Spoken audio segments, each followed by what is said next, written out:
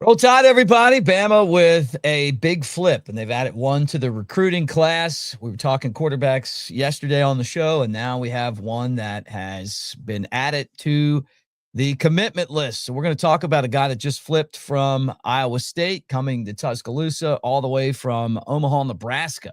Pretty big get for the Crimson Tide. So brought to you by Pearl River Resort. Let's get this show started. Let's talk a little Bama football. Roll Tide, everybody.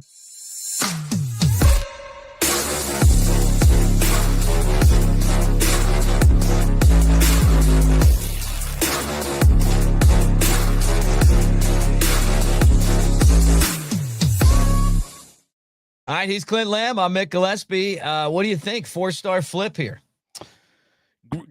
Really good get. Alabama needed a quarterback. We were talking yesterday about, they had been sending out a bunch of offers recently, and this was kind of, I guess, probably the first guy of this next wave of quarterbacks that they had started to evaluate.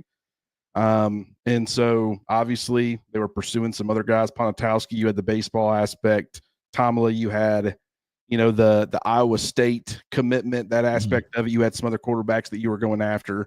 But this is a good player. He's been climbing in the recruiting rankings. I think On3 even has him as a top 10 quarterback in this class and ranked just outside of the top 100. I think the industry rankings have him outside the top 200, but he's going to be a guy who continues to climb. The tools are there. We'll be talking more about that here in just a minute. But, he had taken an unofficial visit to Alabama, soon after getting an offer. And from that point forward, he was on flip watch to an extent because the following weekend, he went and visited Iowa State on an official visit, didn't kind of confirm his commitment to them. So we were wondering, okay, what's going on with that? You would think if he was firm with them, he would come out and say that and kind of shut it down. Instead, it kind of went quiet, and now we know why. So really good get for Kalen DeBoer, and really important for Alabama's not only their 2026 recruiting class, but for the quarterback position that could end up seeing quite a bit of turnover following the 2025 season in this transfer portal NIL era.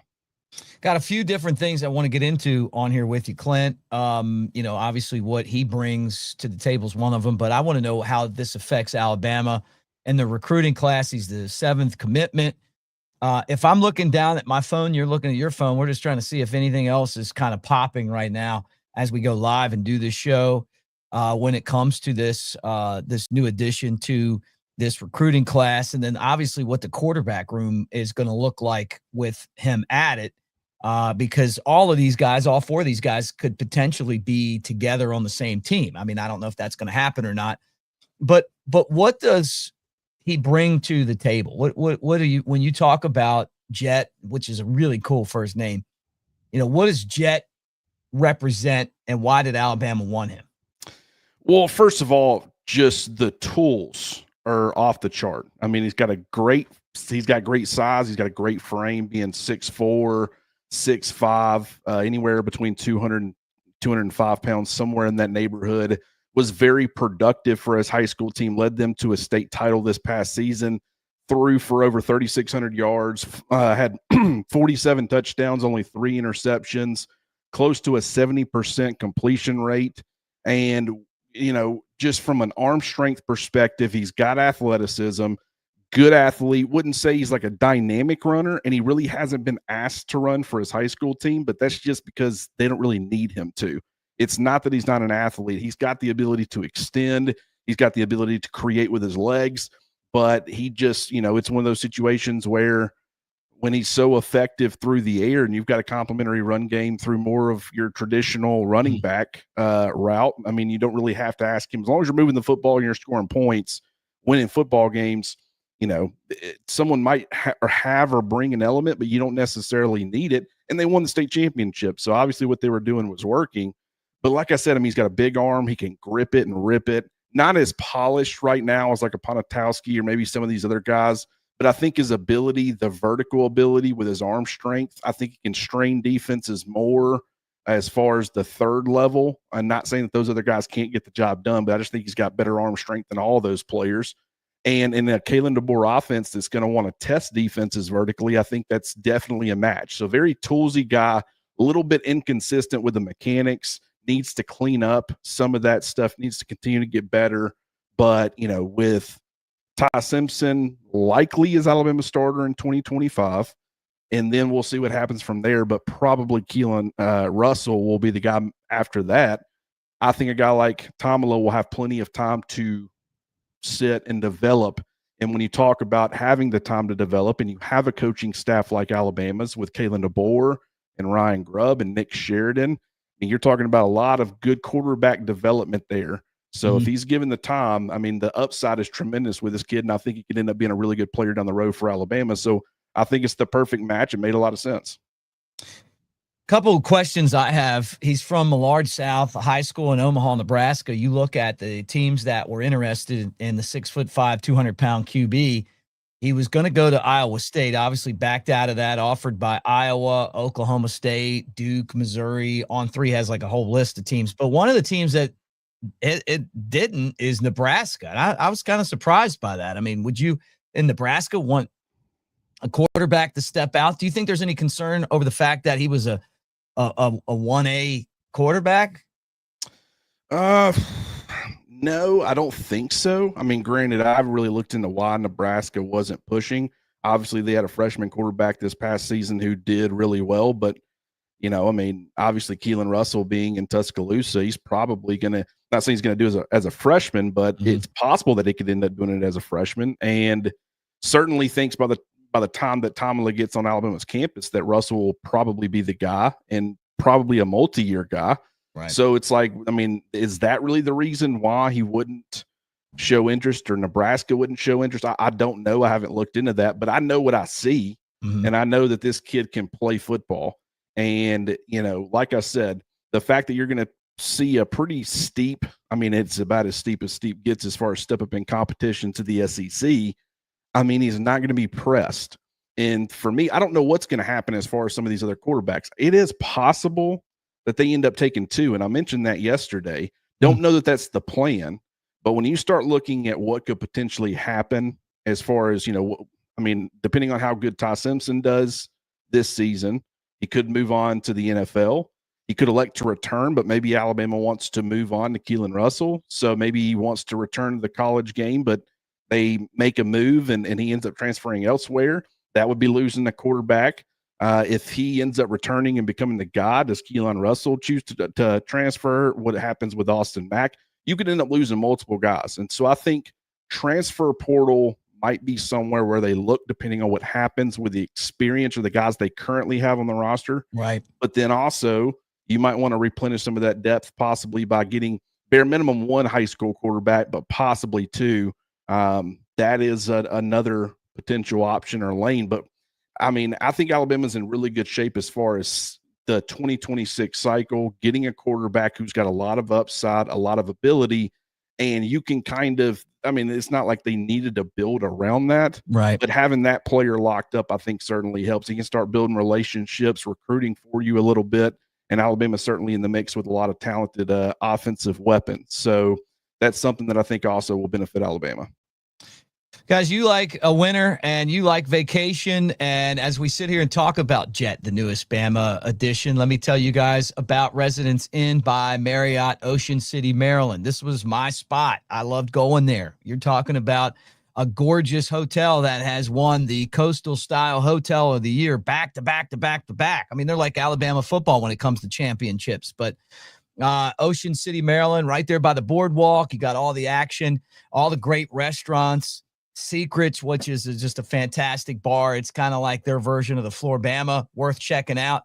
So find out for yourself. Plus, Alabama guy running the place, our buddy Keith. So Ocean City, Maryland, as we kind of figure out what we're going to do on vacation, whether it's this summer or maybe even it's this fall, and you're looking for that spot, tell them that you heard about them right here. And, the next round guys were up there not too long ago as well. LT told me it was a blast. And he's like, hey, if you go back, count me in. So we're talking about going ourselves here sometime soon. We're talking about Alabama's latest commitment just dropped, that it was a flip from Iowa State to Alabama. Bama gets Jet. It's going to be really interesting to see how this class continues to develop, but it puts Bama back in the top 10 of On3's recruiting classes.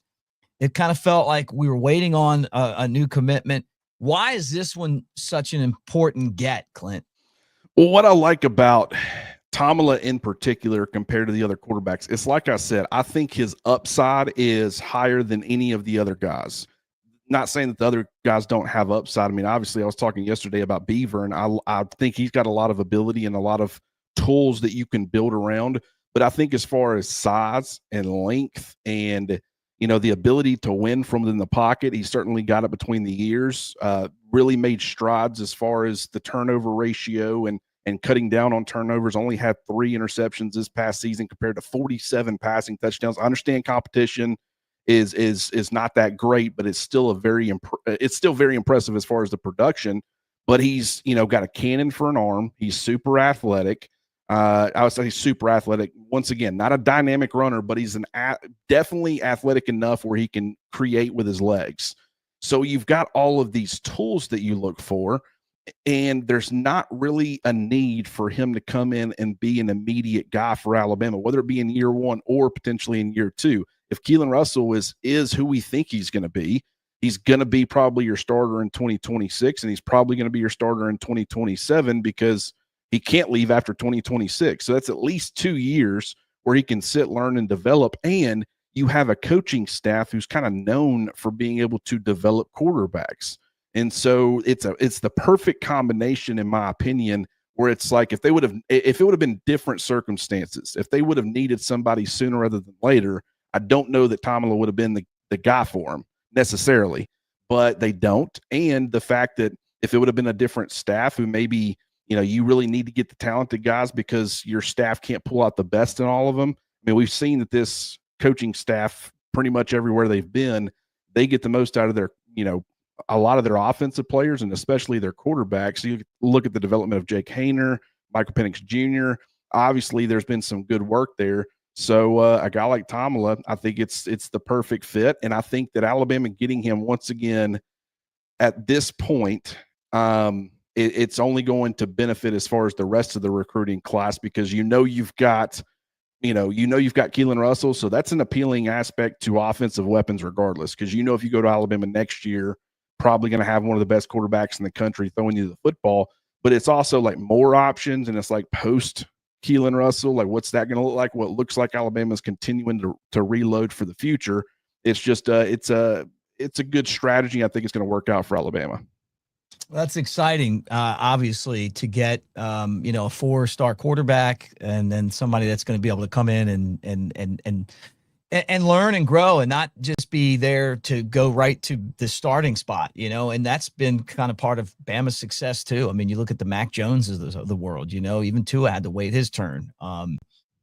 And to have a guy like Ty Simpson this year that kind of did that same thing. Okay, man, I'm coming in. But when you're coming from 1A football in Nebraska, you probably do need to sit back and there you go. Parker's got the reason why, right? They had a couple of guys already committed. So this could be a guy that Bama develops like Ty Simpson. That's exactly right. And so Dylan Raiola's little brother, Dayton, apparently he's already committed to Nebraska. I don't know much about him. Like I said, from a recruiting standpoint, used to it was only when Alabama got commitments that I went and really dove in here lately. Been diving into a lot of the guys that they're showing interest in. They're making offers to. So obviously expanding my horizons a little bit, but I haven't watched Dayton at all. So I couldn't really speak to, this guy's talented enough where he's going to scare away anybody else or that they're not pursuing anybody else because they've got their quarterback. Like if he's like a lower rated guy that's more so there because of his brother, they probably still would pursue somebody else, but he might be good enough himself where that wasn't really an element to this. But, how are you feeling about Alabama's recruiting right now? Because I will say the Hayes Fawcett ×3 tweet, based off of how I understand that this played out, Alabama's staff thought that this was possible, but I don't think they were necessarily expecting it, which means if they weren't expecting it, I don't think Hayes Fawcett was really expecting it necessarily either. So I don't think he was included in one of those 3. So you now have got, a 4-star quarterback committed or added to your class. You've climbed from, I think, number 12 to number 10 in the overall rankings, and you're still waiting on 3 commitments coming down the pipe. So this is, I'm not saying that this is going to start a chain reaction here and that you're going to start seeing guys over the next couple of days just loading up. But I do think by the end of this month, we've talked about this, end of this month, beginning of next month, I think Alabama's going to go on a run. That on top of this one already sitting in the top 10. How are you feeling about Alabama's recruiting right now, Mick? No, I don't know. I mean, I'm still, I want to be excited. Brandon Arlington going to Texas A&M, basically they just gave him a suitcase full of money, and that's the way that things work right now. You got all these guys from California, but you didn't get him. We were left out of the top 2. It's Oregon and Texas A&M. Which said that was possible, though. Right, right. And the reason being is if NIL was going to be the primary factor or one of the primary factors, we didn't really like Alabama's chances. And from everything we know, that has been a pretty significant aspect of his recruitment. So that wasn't overly shocking. Yeah, and I'm just saying, like we got 7 guys now, right? And we're in the top 10, and we're in the mix for a lot of the best players, but you got to get those guys. They've done a great job. You just hope that of the guys you got, you're able to keep them and you keep building. I believe in Coach DeBoer and Coach Courtney Morgan. I love that they're going out there and continuing to bring in a lot of the top-notch talent. I hope it turns out well. It did last year. Bama's got resources. And it's a great facility. But I guess I worry about everything. I mean, people are like, oh, I don't worry about, Bama and Florida State. I think it's going to be a tough game. So I guess just to say that I'm confident that they're going to have the number 1 class. I'm not. I think they'll be in the top 5, but it is a little concerning that they only have 7 guys committed. That's the only thing to me. I just wish they had that their class was a little bit more developed. But well, as I said, I think by the end of this month, beginning of next month, that will change. I think what's going to keep Alabama from having the number 1 class is numbers. Mm-hmm. And I don't think that is because they can't get enough. I think it's that they're being more choosy. They're really, when they see a guy, and there's certain players, when you are really doing your crossing your T's, you're dotting your I's, you're doing your due diligence on these players. You got to make sure a guy might look like he fits from a talent standpoint, what you want to do, but you got to get them in and you got to make sure they're a fit culturally, because you can have all the talent in the world. And this is, I think, from what I've heard and seen, Brandon Arrington's a great kid. So I'm not saying that this applies to him, but any time that NIL plays a primary factor in your recruitment, typically you're going to have to be going back, or you're going to want to go back if you have success. Like if he goes to Texas A&M or Oregon and he has early success, probably going to be going back to that coaching staff looking for a lot more money. Guys like Ryan Williams, I don't think he was a problem there. I'm not saying that Alabama didn't up his NIL. I have no idea. I just don't think it was Ryan Williams or his representation going to Alabama saying, hey, this kid, true freshman, only 17 years old, close to 900 receiving yards, one of the best receivers in college football. We're looking for triple. Right. This isn't a Nico Iamaleava type of situation where it's not that it's understandable, but it's a headache. And Nick Saban didn't like the headaches. Yeah. I've said this numerous times on this show, but he said that's the reason he didn't like the NFL, because that's the whole point of a GM. From a coach's perspective, is when guys come into your office and they're wanting more money, it's like, go talk to the GM. I coach you on the field. That's not what I do. But that's becoming college football. It's not that it's not understandable. It's just another thing that you have to deal with. But if you get those players where they trust that you're going to take care of them, and if you're a Ron Williams and you have a lot of success, that you really don't have to go to them, they're going to come to you and say, hey, right, love what you're doing. I just think there's a great dynamic, a great relationship, and that's really helping the culture and keeping everything healthy within the facilities. And I think that's going to continue to be beneficial, but that's going to make Alabama more choosy when it comes to the players they're targeting, because it's not just about the talent and the fit, it's about how do they fit culturally. And I think they're doing a pretty good job with that. Can you imagine being the guy who goes into Nick Saban's office and asks him about money, or when he was kind of retired, he said he was having people over and all the parents wanted to talk about was how much NIL money they were going to get. And I get it, man. It's understandable, but it's also short-sighted when you got Nick Saban standing there. This coaching staff now is, I think, more equipped to deal with that. Just with Courtney Morgan, who has great relationships, right? Like, and that's why you're seeing all these guys from California. Now they're developing relationships in the state of Alabama. That's another issue that I have. You asked me if I'm worried about recruiting. We'll find out. Tank Jones and Crowell and what's the receiver from Anniston? Sedarian Morgan. Yeah. If those three guys go to Auburn, you get one of those three, I'm going to be concerned.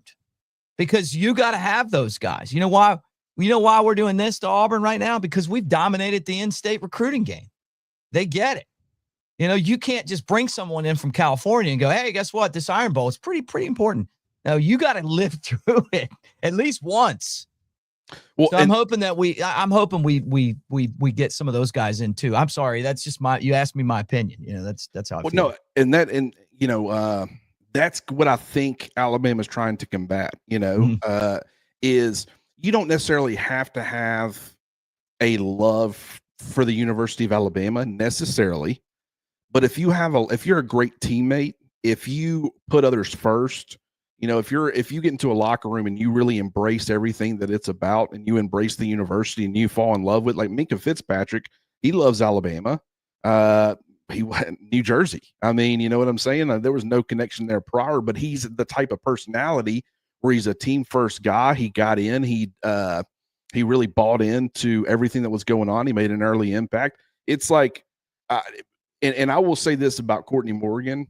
I know that we tend to hand all of the success or failures, unless you're Pete Golding, we always put it on the head coach. And we always say, Kalen DeBoer and Kalen DeBoer and company, they're doing good things. I will say, as far as Alabama potentially, and we're feeling pretty good about it, potentially continuing to do to at least some extent what Nick Saban was able to do. Not saying obviously that wasn't going to continue under Nick Saban, by the way.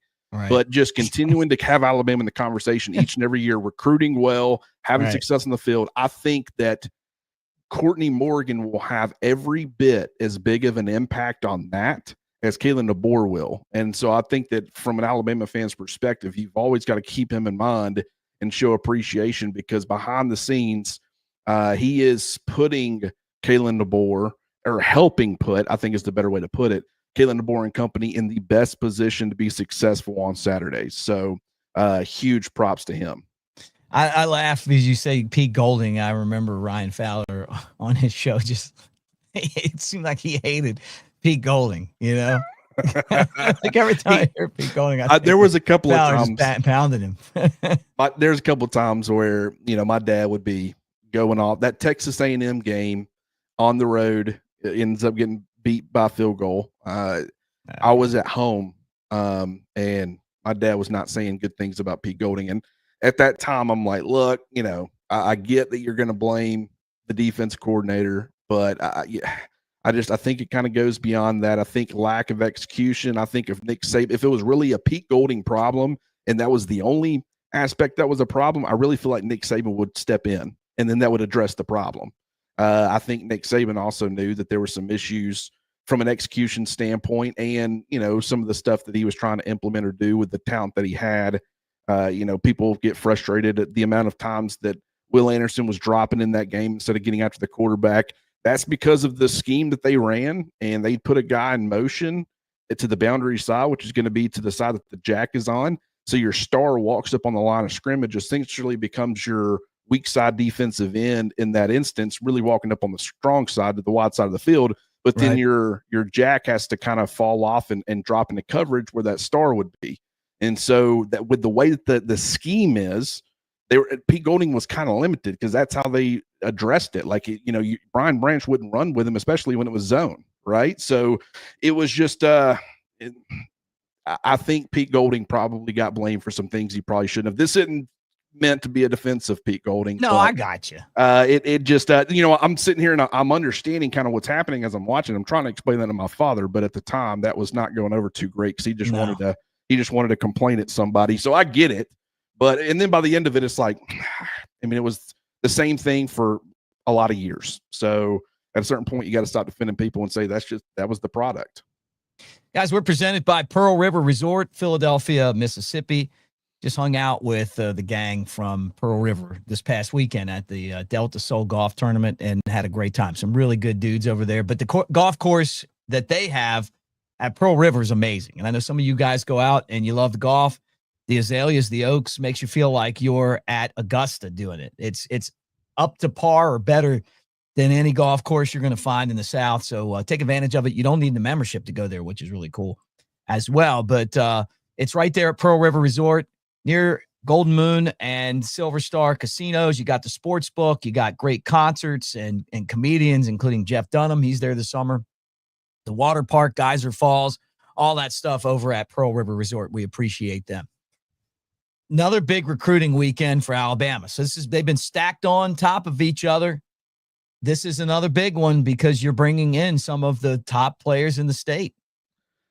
Yeah, and this is a great way. I mean, obviously, it's not even close to being the weekend yet, but this is a great way to kind of kick off the week and get the ball rolling a little bit.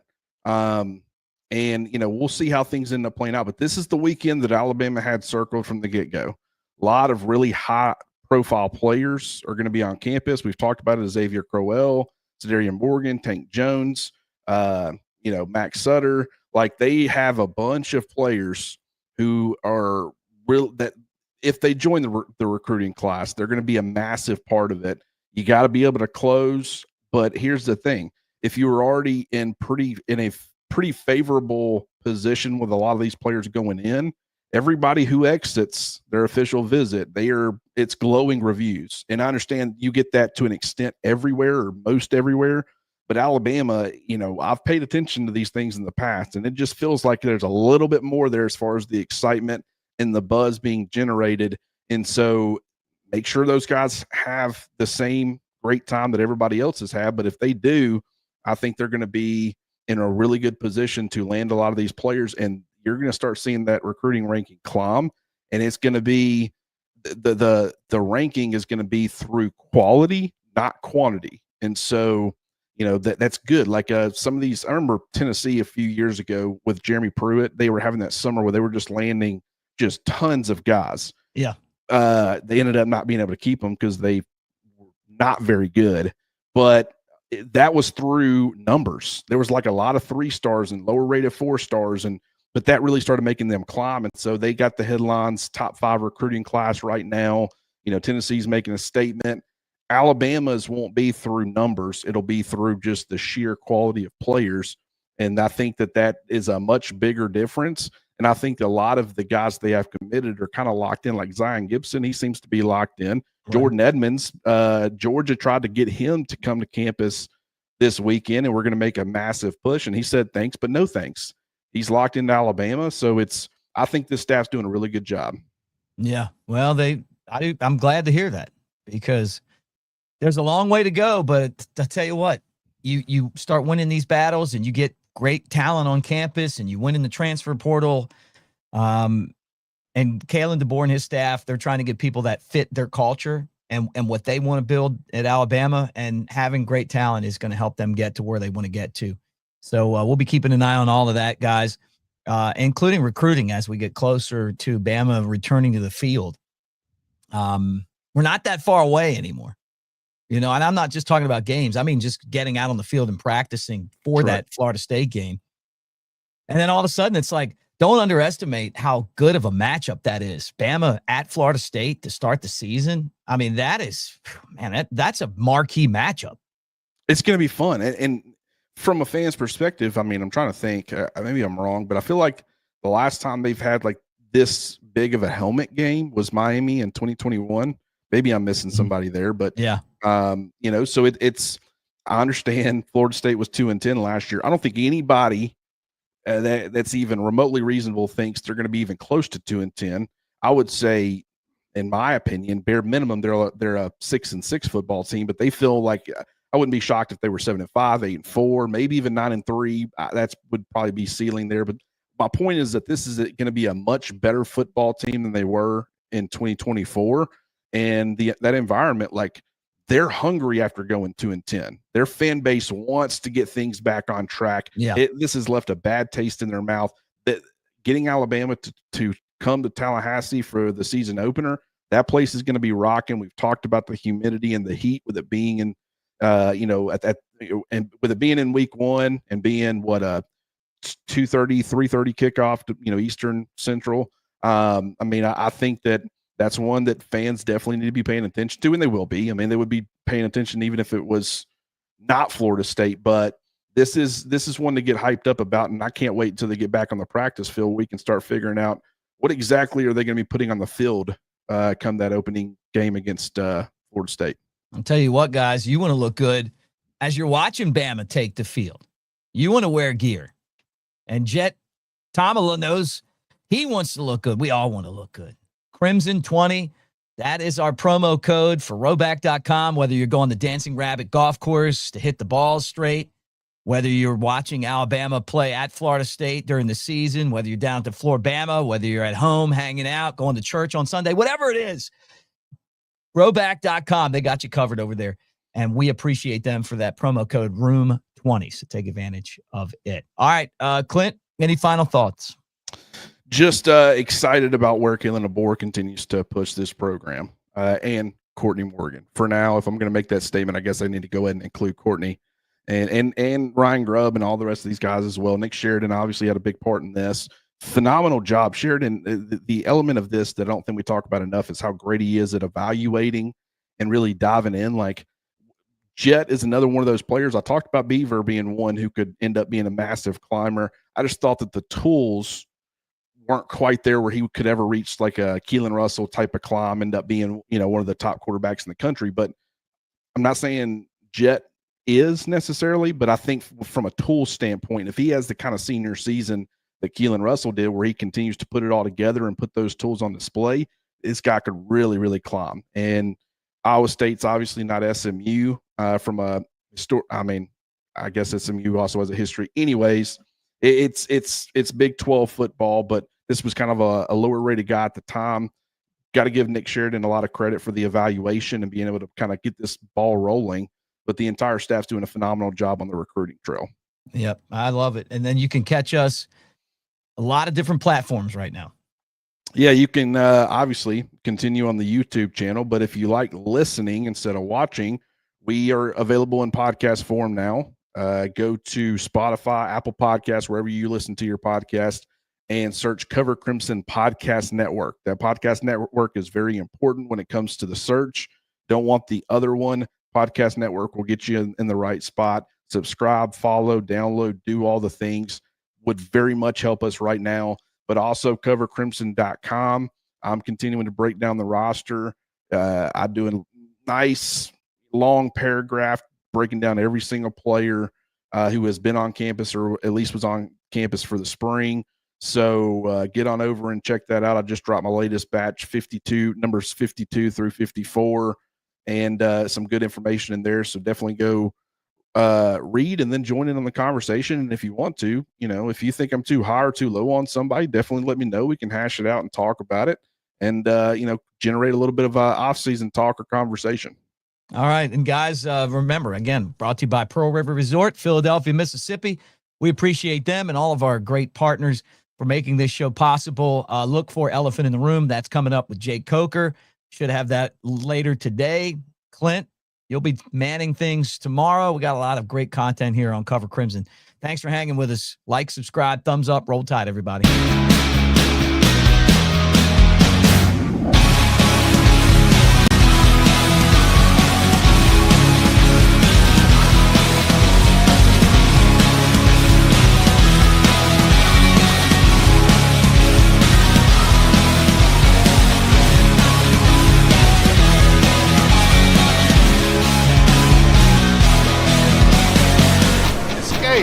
To Pearl River Resort.